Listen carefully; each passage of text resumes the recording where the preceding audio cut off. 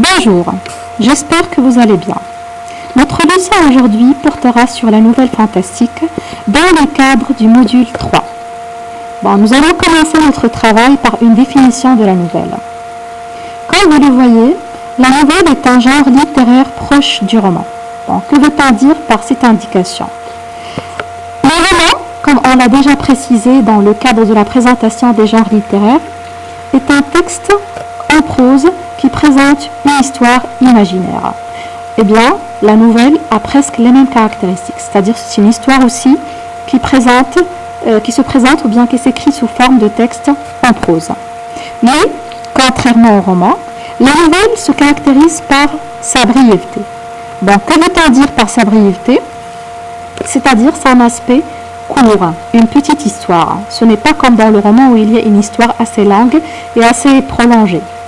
La nouvelle expose généralement un événement central, c'est-à-dire un seul événement. Je ne veux pas dire qu'il n'y a pas qu'un seul événement, mais il y a un seul événement principal ou bien un seul problème, joué bien sûr par un nombre restreint de personnages, c'est-à-dire qu'il n'y a pas beaucoup de personnages. Restreint, ça veut dire limité. La nouvelle peut être réaliste, là on parle des types de nouvelles, donc il peut être de registre réaliste, policière, merveilleuse ou bien fantastique. Le fantastique qui constitue notre leçon d'aujourd'hui, bien évidemment. On passe maintenant à la présentation du fantastique. Comme vous le voyez, le fantastique renvoie à un registre littéraire, artistique et cinématographique. C'est-à-dire que le registre fantastique ou bien la tonalité fantastique ne caractérise pas uniquement le texte de la nouvelle, du roman ou encore le texte poétique. Ça peut être aussi dans l'art, tous les types d'art, dans la peinture, l'architecture, que sais-je. Donc il y a plusieurs types d'art qui sont dits fantastiques et cinématographiques. On sait très bien qu'il y a un grand nombre de films qui sont dits des films fantastiques ou bien de fantaisie. Contrairement au merveilleux. Pourquoi on parle du merveilleux ici? Parce que tout simplement, il y a un grand nombre de personnes qui peuvent un petit peu confondre entre l'histoire merveilleuse et l'histoire fantastique. Le merveilleux, comme vous le voyez ici, s'inscrit directement dans un cadre surnaturel. C'est-à-dire que depuis le début de l'histoire, on est dans un cadre extra, dans un cadre qui ne ressemble pas à l'habituel ou familier. Exemple, l'histoire de Cendrillon, l'histoire de Blanche-Neige, l'histoire du petit chaperon rouge. Déjà depuis le début de l'histoire, on est bercé par l'expression « il était une fois » ou un jour qui montre un temps imprécis, un lieu imprécis, et qui nous introduit directement dans un contexte féerique, dans un contexte surnaturel tout simplement. Donc ce qu'on appelle le merveilleux, c'est-à-dire on n'est pas surpris lorsqu'on va rencontrer un monstre, lorsqu'on va rencontrer des fées ou des sorcières ou des sorciers, on n'est pas choqué, on n'est pas mal à l'aise. Pourquoi? Parce qu'on s'y attendait depuis le début. Alors que dans le fantastique, c'est tout à fait extra, c'est tout à fait inattendu. Je parle ici de la survenue ou bien de l'arrivée de quelque chose qui n'est pas habituel. Pourquoi? Parce que dans le fantastique, généralement, on est dans un cadre naturel, tout au début de l'histoire, tout est naturel, tout est normal, mais soudainement, il y a un élément. Pourquoi ici je parle d'éléments et non pas d'événements? Parce que cet élément, ça peut être un personnage, un objet, un événement, n'importe quoi, qui pourrait troubler l'ordre naturel ou bien l'ordre réaliste de l'histoire. Voilà ce que je voulais vous dire. C'est que l'histoire au début, il semble réaliste, comme dans le monde réel, comme dans le monde naturel dans lequel on vit. Il me vient une scène d'un film, je dirais plutôt d'une série marocaine qui passait à la télévision marocaine il y a quelques années, qui s'appelait Bouad al-Akhar, dans laquelle il y avait un homme assis devant son ordinateur qui était en train de travailler, comme nous tous d'ailleurs, donc aucun problème jusque-là, mais tout d'un coup, il y a un clown qui va sortir de l'ordinateur ou bien de l'écran de son ordinateur. Et à ce moment-là, le personnage lui-même est surpris de voir ce clown, comme nous d'ailleurs. Donc tout le monde est surpris à ce moment-là, parce que tout était normal, tout était naturel, et soudainement, brusquement, il y a un élément bizarre qui va survenir à l'intérieur de ce cadre naturel ou bien réaliste. Donc c'est ce qu'on appelle le fantastique. Dans le merveilleux, le personnage ou bien comment dirais-je, le spectateur ou le lecteur n'est pas surpris de voir des éléments extraordinaires. D'accord? Donc c'est ça la différence majeure entre le merveilleux et le fantastique. Le fantastique renvoie à l'apparition d'un élément surnaturel, étrange. Donc lorsqu'on dit étrange, ça veut dire bizarre, inexplicable, dans un cadre naturel. Voilà ce qu'on vient d'expliquer. Le fantastique réfère à l'hésitation. Donc, qu'est-ce qu'on veut dire par hésitation? C'est ça le but principal du fantastique. C'est de créer cette hésitation, ce doute, chez le personnage, comme chez le lecteur aussi, à trouver une explication à ce fait insolite. Le fait insolite, ça veut dire l'événement bizarre, la chose qui vient de survenir et à laquelle on n'a pas d'explication dans le monde réel ou bien dans le monde logique, c'est-à-dire auquel on n'arrive pas à donner d'explication. C'est clair? Donc voilà pour le but du fantastique. C'est créer ce va-et-vient entre le monde logique et le monde illogique. C'est-à-dire on est un petit peu confus, on est perdu, on n'arrive plus à donner une explication.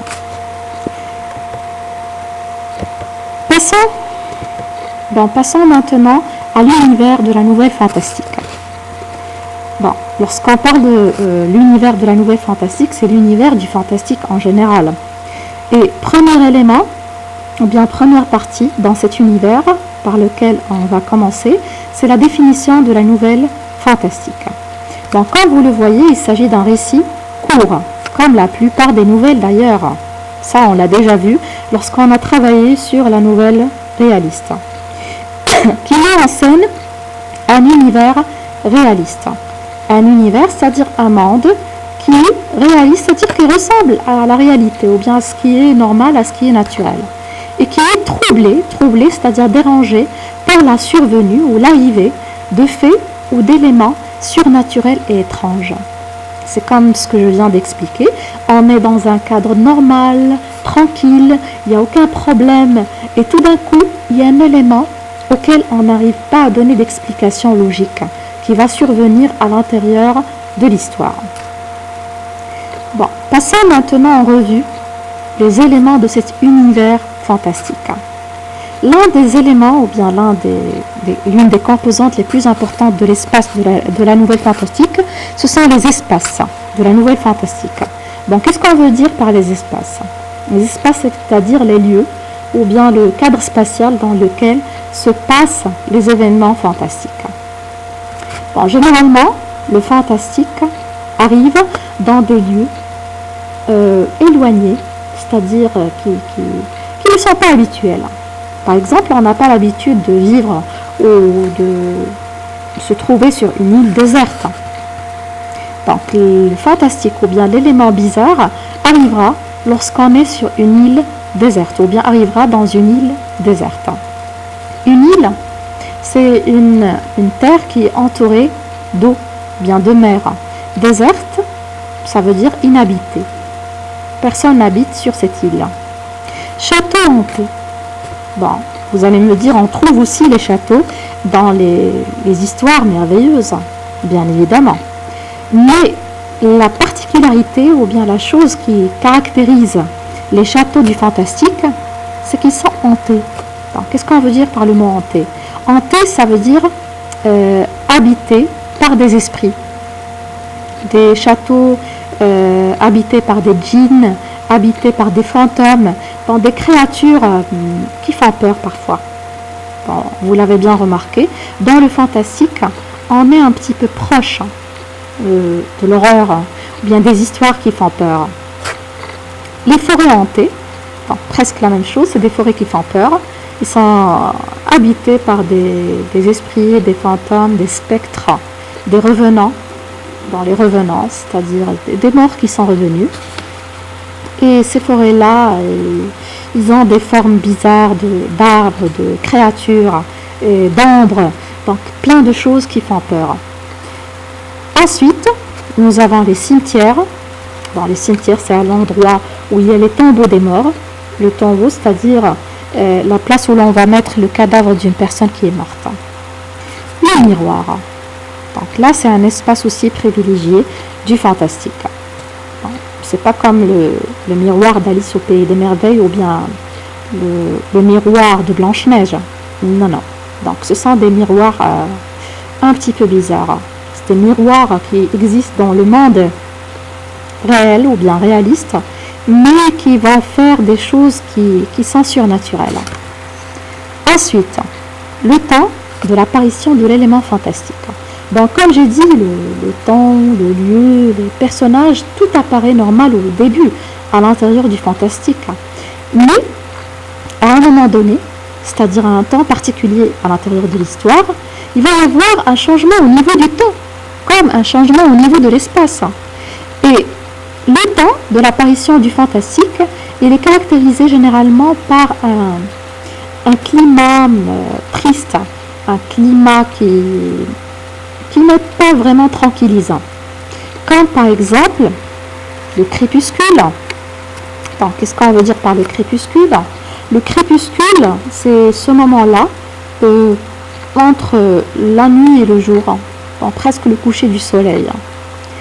Ensuite, dans ce qu'on appelle des moments troubles, c'est-à-dire des moments qu'on n'arrive pas à définir. Est-ce que c'est le jour, est-ce que c'est la nuit, est-ce que c'est blanc ou c'est noir. Ensuite, le temps de la tempête. La tempête, c'est lorsqu'il y a l'orage, l'éclair, lorsqu'il va pleuvoir, lorsqu'il y a un grand vent qui frappe. Et aussi, des saisons comme l'automne. L'automne, c'est la saison qui se situe entre l'hiver, entre l'été et l'hiver. Voilà. Et c'est une saison aussi trouble. Pourquoi? Parce qu'on ne sait plus est-ce que c'est froid ou est-ce que c'est chaud. Est-ce que ça va pleuvoir ou non. Donc c'est une saison morose, triste, qui donne l'impression qu'il y a des choses qui ne sont pas bonnes qui vont arriver. Ensuite, l'aurore. L'aurore ou l'aube, c'est tout à fait le contraire du crépuscule. Le crépuscule, c'est à la fin de la journée. L'aurore, c'est au début de la journée. C'est-à-dire cette hésitation aussi entre le jour et la nuit, mais tout est au début de la journée. Voilà donc les temps de l'apparition des éléments fantastiques. Bon, il n'y a pas que ces temps-là, il y a d'autres temps, mais donc on ne va pas passer toute la leçon à parler des temps uniquement du fantastique, parce qu'on a encore d'autres chats à fouetter. Bon, passons maintenant aux personnages de la nouvelle fantastique. Des personnages bizarres, bien évidemment. Des personnages qui sont à moitié dans le monde réel et dans le monde surnaturel. C'est-à-dire, on n'arrive pas à qualifier ces personnages, on n'arrive pas à bien les définir. Bon, par exemple, les sosies.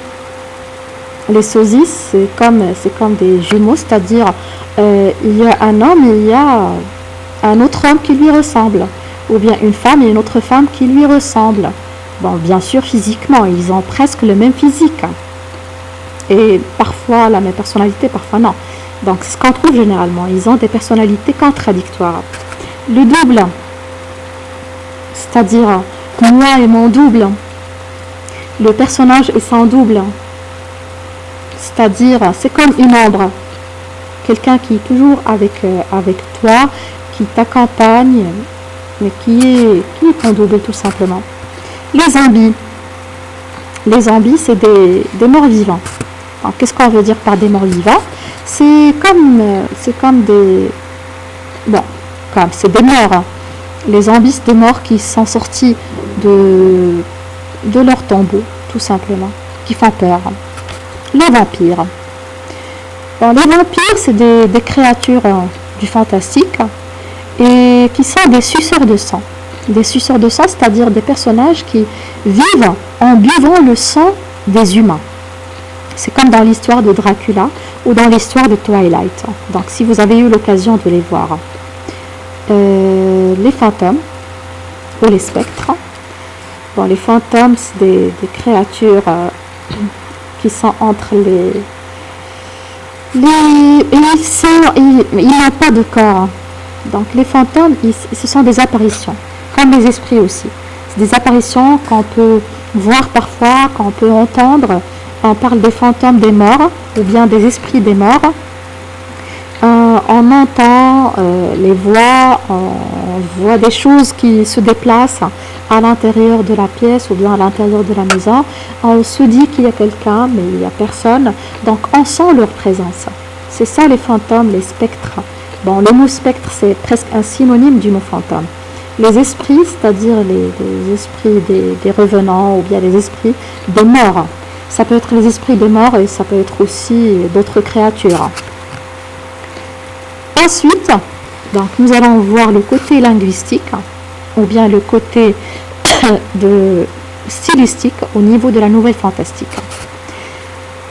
Bon, parmi les éléments récurrents ou bien qui se répètent à l'intérieur de la nouvelle ou bien du texte de la nouvelle fantastique, il y a des modalisateurs de l'incertitude. Des modalisateurs, c'est-à-dire des mots qui expriment l'incertitude ou bien le doute. Comme par exemple le mot sembler.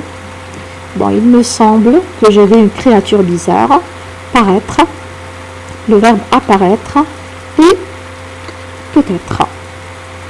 C'est-à-dire on n'est pas sûr. Donc c'est ce que j'étais en train d'expliquer au début, c'est que dans la nouvelle fantastique, on est sûr de rien. On est un petit peu dans le doute, on est dans la confusion totale, on n'arrive pas à savoir ce qui se passe, on n'arrive plus à le comprendre d'une façon logique. Ensuite, il y a les phrases interrogatives et exclamatives. Donc la fréquence des exclamations et des interrogations, il montre le désarroi ou bien le côté un petit peu perdu chez le personnage principal. Le personnage principal qui n'arrive pas à comprendre ce qui se passe. Comme le lecteur d'ailleurs et le spectateur pour le cinéma ou bien la télévision, lorsqu'on est en train de voir un film fantastique ou une histoire fantastique à l'écran de la télévision. Donc ces phrases-là, ces interrogations, ces exclamations, ils montrent l'état d'âme du personnage principal, qui lui-même n'arrive pas à comprendre cet élément bizarre qui vient de survenir ou bien cette chose inexplicable qu'il est en train de vivre. Voilà pourquoi il y a beaucoup de phrases exclamatives et interrogatives. Aussi, il y a des ellipses. Des ellipses, pourquoi? Parce que tout simplement, on veut faire vite, parce que c'est une petite histoire. Et parmi les techniques de la narration, ou bien parmi les moyens qui permettent d'accélérer la narration, il y a les ellipses. Et qu'est-ce que ça veut dire une ellipse? Une ellipse, c'est un saut dans l'histoire. C'est-à-dire, je raconte un événement ou je raconte une étape de la vie du personnage qui me semble intéressante ou bien importante. Après, je vais sauter une étape pour passer à l'étape suivante. Parce que je pense en tant que narrateur que cette étape n'est pas très importante. Bon, exemple, lorsqu'on trouve par exemple dans l'histoire, après 8 ans, après 7 ans, donc on a sauté la période de 7 ans ou de 8 ans, on n'a pas parlé de ce qui s'est passé dans cette période et on est passé à une autre étape de l'histoire. Bien sûr, des figures de style, telles que les personnifications, les comparaisons et les métaphores, qu'on aura l'occasion de voir prochainement dans un cours de langue. Ensuite, les champs lexicaux. On a déjà travaillé sur la notion de champ lexical.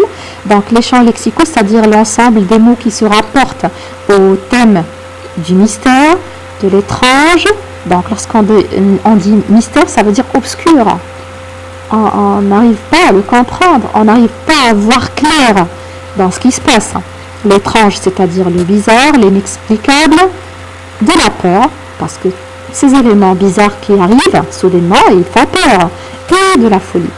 La plupart des histoires ou bien des nouvelles fantastiques, ils traitent le thème de la folie ou bien le sujet de la folie. Bon, on va venons maintenant à la dernière étape de notre travail, à savoir des suggestions d'œuvres littéraires et cinématographiques fantastiques qui pourraient enrichir vos connaissances dans le domaine du fantastique. Si vous aviez l'occasion, ou bien si vous avez l'occasion, vous pouvez les lire ou bien les voir. Donc commençons tout d'abord par des livres ou bien des nouvelles. Et on va commencer par un auteur que vous connaissez, bien sûr que vous avez étudié dans le module précédent, à savoir Guy de Maupassant, et ceci à travers sa nouvelle, Le Horla. Bon, le Horla qui parle d'un personnage qui hantait. Bon, le Horla, c'est un personnage qui hante le personnage principal. C'est comme un double qui va conduire le personnage principal à faire des gestes, à faire des actions un petit peu bizarres, telles que incendier sa maison. Bon, je vous conseille de le lire si vous avez l'occasion de le trouver. Le chat noir d'Edgar Allan Poe, Les pieds de la momie de Théophile Gautier. Donc Théophile Gautier qui est l'auteur que nous allons voir à travers sa nouvelle fantastique Le Chevalier Double. La cafetière également de Théophile Gautier. Apparition, une autre nouvelle de Guy de Maupassant. À la croisée des mondes de Philippe Pullman. Et là on passe au film. Donc là c'était des livres, des nouvelles pour l'ensemble. Et dans la dernière partie il y a des films que je vous conseille aussi fortement de voir. Donc pourquoi je vous parle spécialement des films? Parce que je sais très bien que pour la plupart d'entre vous, vous n'êtes pas le genre à aimer la lecture. Vous êtes plutôt cinéma ou film. Donc je commence par l'un des films phares du fantastique, ou bien l'un des films les plus connus dans le domaine fantastique, à savoir Le Seigneur des Anneaux. Seigneur, c'est-à-dire le maître. Anneau, ça veut dire une bague qu'on met dans le doigt. Donc Le Seigneur des Anneaux de son auteur Jean Tolkien, il parle d'un anneau, donc un anneau, c'est-à-dire une bague qui était faite pour le Seigneur des Ténèbres, les ténèbres, c'est-à-dire l'obscurité, le mal. Et il y a un personnage principal qui va essayer de trouver cet anneau pour empêcher le Seigneur des Ténèbres de s'en emparer. Et donc pour protéger le monde du pouvoir de l'anneau. Donc le pouvoir, c'est-à-dire la force de l'anneau, il a une force vraiment très, très grande, surtout s'il est détenu ou bien s'il est utilisé par une créature maléfique, maléfique, c'est-à-dire qui fait du mal, méchante, tel que le Seigneur des Ténèbres. Et les personnages principaux, ils vont faire une guerre pour s'emparer de cet anneau, une guerre contre le Seigneur des Ténèbres et de son armée, et aussi une guerre contre soi-même, parce que le personnage principal, Frodon, il est tenté dans beaucoup de situations de prendre l'anneau et de devenir le Seigneur des mondes. Donc c'est une guerre à la fois externe et interne, parce qu'on est en train de chercher à se débarrasser de la tentation, à se débarrasser de l'amour du pouvoir et de faire régner le bien en épargnant les désastres qui vont arriver dans le monde si quelqu'un de maléfique s'emparera de l'anneau. Ensuite, il y a un film qu'on va voir si on a l'occasion, qui est Le Monde de Narnia, de Clive Staples Lewis. Le Monde de Narnia ou Les Chroniques de Narnia. Donc c'est aussi un film fantastique qui est basé sur une histoire ou bien un roman fantastique. Le Monde de Narnia ou Les Chroniques de Narnia parle de 4 petits adolescents, donc entre enfants et adolescents, qui, suite au bombardement qui va toucher leur maison à Londres à cause de la Deuxième Guerre mondiale, leur mère va préférer de les envoyer chez un professeur loin de la ville de Londres. Ce professeur avait un manoir ou bien un château. Et dans ce château, il y avait une chambre interdite. C'est-à-dire personne ne doit entrer dans cette chambre. Bon, jusque-là, vous voyez que tout semble normal, naturel, la Seconde Guerre mondiale, des enfants qui sont envoyés dans un lieu éloigné de la guerre. Mais donc l'élément bizarre ou bien l'élément inexplicable, c'est lorsque Lucie, la petite fille, c'est-à-dire la sœur de ces quatre, ils sont quatre, donc et elle est la quatrième, la plus petite. Donc Lucie, lorsqu'il va entrer dans cette chambre, il trouvera un armoire et lorsqu'il ouvrira l'armoire, il va y entrer et par le biais de cette armoire, il va arriver dans un monde extraordinaire, un monde tout enneigé, un monde en glace. C'est ce qu'on appelle le monde de Narnia, donc un monde qui était sous la malédiction de la Reine des Neiges et les quatre garçons, les quatre enfants et adolescents, les frères et sœurs de Lucie, ils vont suivre Lucie dans ce monde pour réaliser la prophétie qui dit que la prophétie, c'est-à-dire il y a quelqu'un qui a prétendu dans le monde de Narnia qu'il va y avoir deux filles d'Ève et deux filles d'Adam, c'est-à-dire quatre humains qui vont arriver dans le monde de Narnia pour le sauver de la Reine des Neiges et faire fondre la neige en aidant bien sûr le lion Aslan. Donc voilà l'histoire en gros. Et comme vous l'avez remarqué, au début, ce n'était pas une histoire surnaturelle, c'était une histoire normale. Et tout d'un coup, on va faire l'entrée dans un monde bizarre, dans un monde extraordinaire, par le biais d'un élément qui se trouve dans le monde naturel, c'est-à-dire l'armoire qui est à l'intérieur d'une chambre du château. Voilà. Ensuite, il y a un autre film qui est le film Twilight. Bon, Fascination entre parenthèses, c'est le titre de la première partie de cette saga. Donc d'ailleurs, les trois que je viens de mentionner, que ce soit le Seigneur des Anneaux, le monde de Narnia ou Twilight, ce sont des sagas, c'est-à-dire des films qui sont composés de plusieurs parties. Le monde de Narnia, je crois, de 5 parties. Et le Seigneur des Anneaux, je crois, en 2 parties.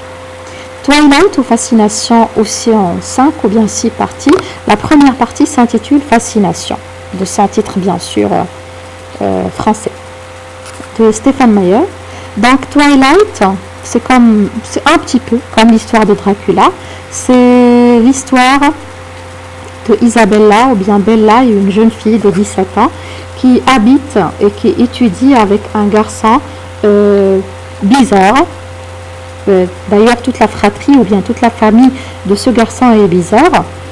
Et il aura une relation avec cette famille-là, et notamment avec le garçon. Après, il découvrira que ce garçon et cette famille ne sont que des vampires ou des suceurs de sang, comme je viens de l'expliquer tout à l'heure. C'est des créatures qui ont un visage, un aspect humain, mais ils ont cette caractéristique de sucer ou bien de boire le sang humain. C'est-à-dire ils ne mangent pas comme nous, ils mangent ou bien ils boivent le sang des hommes. En plus de ça, dans Twilight, il n'y a pas que les vampires, mais ces personnages eux-mêmes, ils peuvent se transformer en loups. C'est ce qu'on appelle les loups-garous. C'est lorsque il y a la pleine lune, pendant la nuit, il y a des personnages qui vont devenir des loups. Bon, voilà pour l'histoire de Twilight. Il y a aussi Harry Potter de Joan Catlin. Donc Harry Potter, je crois qu'il y a certains d'entre vous qui le connaissent, si ce n'est pas la majorité, je ne sais pas. Donc Harry Potter, c'est l'histoire de ce jeune garçon qui va faire son entrée à l'école des sorciers parce qu'il a apparemment des dons de sorcellerie. Bon, au début aussi, c'était un enfant normal, ordinaire, comme tous les autres enfants, jusqu'à ce qu'on prédit pour lui un destin un petit peu bizarre. Donc, le destin d'un sorcier. Voilà.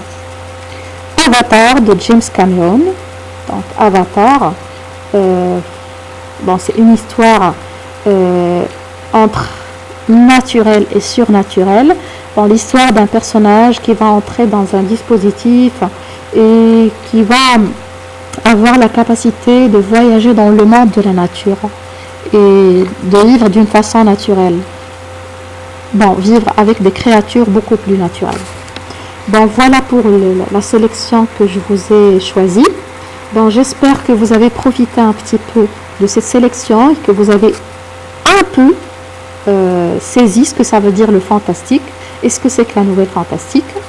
Bon, dans l'espoir de vous revoir prochainement et de vous donner une autre idée sur le fantastique en travaillant sur l'incipit de la nouvelle fantastique Le Chevalier Double, je vous dis à très bientôt, Inch'Allah, et bon courage pour le reste. Merci.